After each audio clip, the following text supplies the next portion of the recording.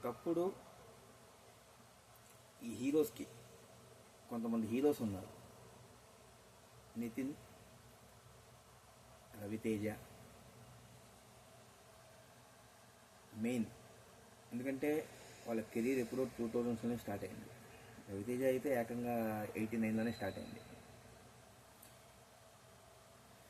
అయితే వీళ్ళిద్దరి సిచ్యువేషన్ కొంచెం కష్టంగా ఉంది ఇప్పుడు. రవితేజతో పోల్చుకుంటే నితిన్ పరిస్థితి మరీ దారుణంగా ఉంది. అంటే ఏంటి వీళ్ళ దగ్గర మైనస్ ఏంటి, ఎందుకని ఇలాగ వీళ్ళు అతి కష్టపడాల్సిన అవసరం వస్తుంది ఒక హిట్ కోసం అనేది మనం చూడాల్సి వస్తే, నితిన్ లాస్ట్ హిట్ భీష్మ తర్వాత రంగ్దే, అది అబోవ్ యావరేజ్ పడింది. చెక్ పోయింది. మ్యాస్ట్రో ఓటీటీ రిలీజ్ అయింది. సో ఇలా పోతూనే ఉన్నాయి వరుసగా. మాచర్ల నియోజకవర్గం, ఎక్స్ట్రాడినరీ మ్యాన్ అయితే మరి అసలు పడుకుని పోయినాయి. రీసెంట్గా వచ్చిన ఏంటది తమ్ముడు,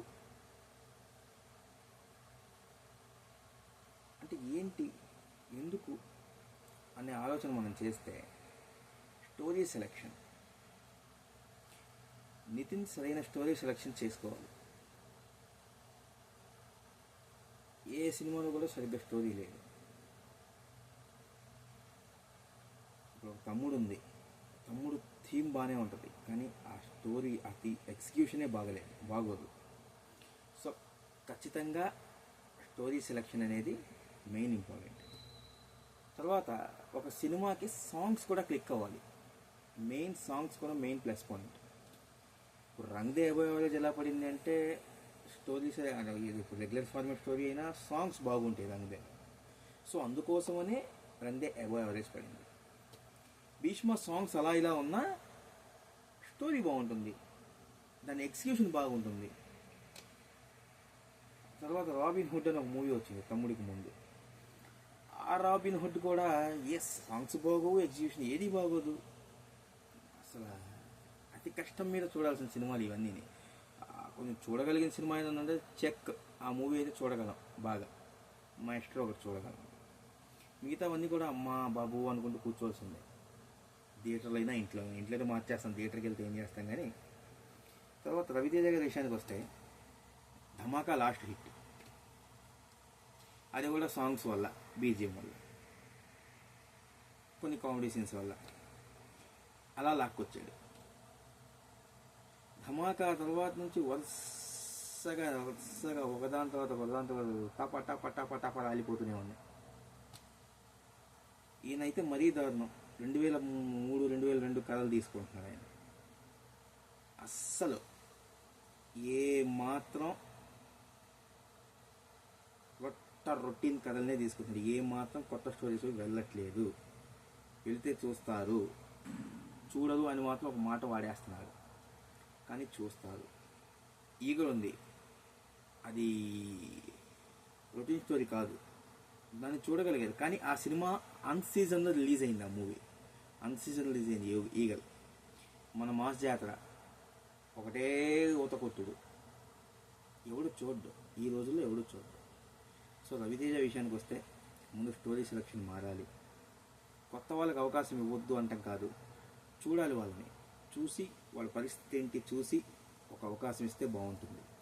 ఎందుకంటే అవకాశం కావాల్సిన ప్రతి ఒడు స్టోరీ పట్టుకొని వచ్చేస్తున్నాడు, టప ఇచ్చేస్తున్నాడు, తప్పలాడించేస్తున్నాడు, రాలిపోతానికి. ఖచ్చితంగా రవితేజలో ఏదో మార్పు రావాలి. ఎందుకంటే ఆయనకు ఓపెనింగ్స్ వస్తున్నాయి. నితిన్కి అయితే కనీసం ఓపెనింగ్స్ కూడా లేవు. రవితేజకు వచ్చేసరికి ఆయన ఓపెనింగ్స్ ఆయనకు వస్తున్నాయి. కానీ అదే సరైన సినిమా పడితే రేంజ్లో ఉంటుంది రవితేజకి. సో కాబట్టి ఖచ్చితంగా ఈ నితిన్ అయినా రవితేజ అయినా వాళ్ళ ఆలోచన విధానం మారాలి. నితిన్ ఏమో యూత్కి నచ్చే స్టోరీస్ ప్రకారంగా వెళ్ళాలి. అతను లవ్ స్టోరీస్ అను వీటికి. రవితేజ గారు వచ్చేసరికి ఏమో మాస్కి నచ్చే స్టోరీస్, కానీ కొంచెం కొత్తగా తీయాలి. ఆయన కొత్తగా తీయగలడు.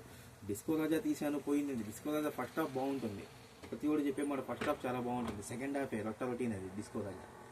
ఈగల్ ఫస్ట్ హాఫ్లో కొన్ని ఫ్లాస్ ఉన్నాయి, సెకండ్ హాఫ్ బ్రహ్మాండంగా ఉంటుంది ఈగల్. మరి కేజీఎఫ్ లెవెల్ ఎలివేషన్ ఇస్తాడు ఈగల్.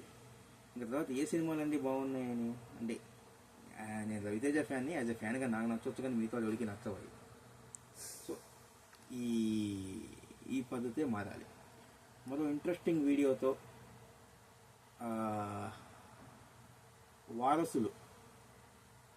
వారసులు కంబ్యాక్ ఎలా అనే వీడియోతో వస్తాను. మన mega power star Ram Charan, Varun Tej, Sai Dharam Tej, Vaishnav Tej వీళ్ళతో వస్తాను.